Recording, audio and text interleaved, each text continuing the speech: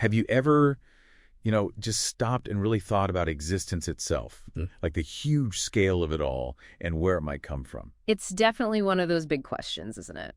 And for this deep dive, we're looking at some really interesting sources.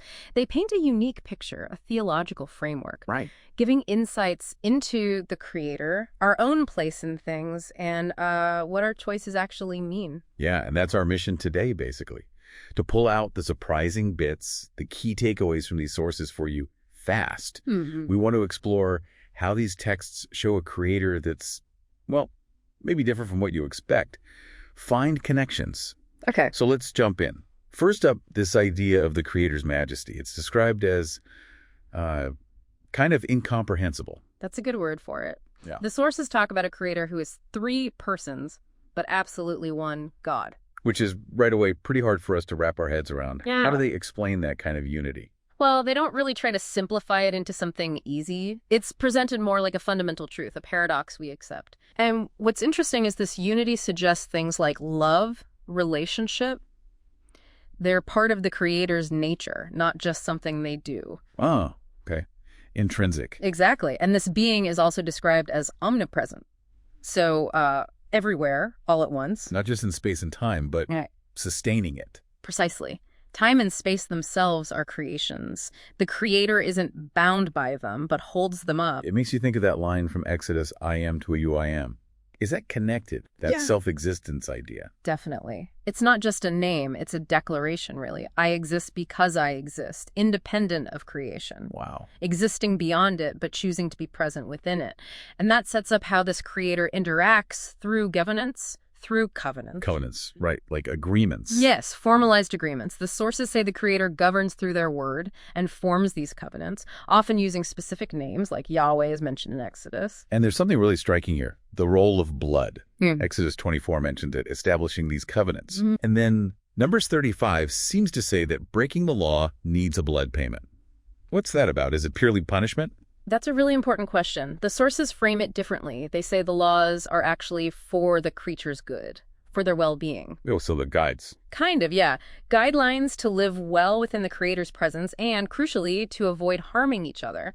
So, yes, there's a consequence of payment, but the goal is life and order, flourishing. So if the laws are for well-being, does that carry through to judgment, too?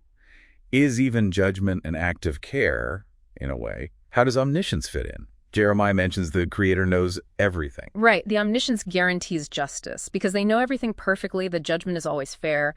But Exodus 34 points out they rule with both love and justice. A balance, then. A balance. There are chances to repent, free will is respected, but love doesn't cancel justice, and justice isn't without love. Okay, but here's something from Revelation that sounds intense.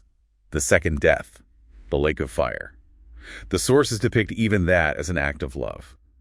It's presented, perhaps surprisingly, as a mercy, as a way to end suffering for those who absolutely, persistently reject the Creator's way, the way of well-being and not harming others.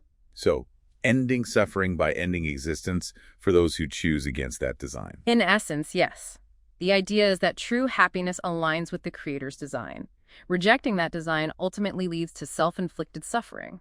So, cessation is framed as preventing eternal suffering of that kind.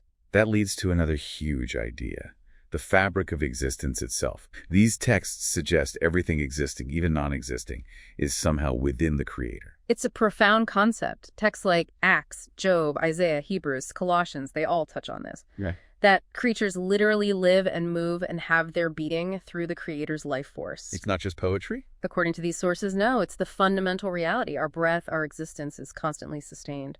What about the opposite? Leaving the Creator's way is called returning to non-existence. But you just said even non-existence is within the Creator. How does that work? It's paradoxical, isn't it?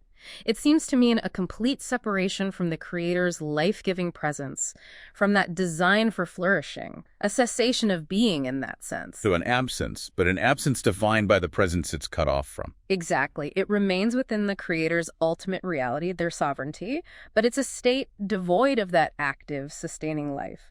It underscores the Creator's absolute scope over everything. Okay, so wrapping this up, we've explored this view of a boundless Creator The source, the sustainer, governing with love and justice, and sort of defining reality itself. Yeah, it's a lot to take in. It really makes you think differently about power, existence, everything. Definitely.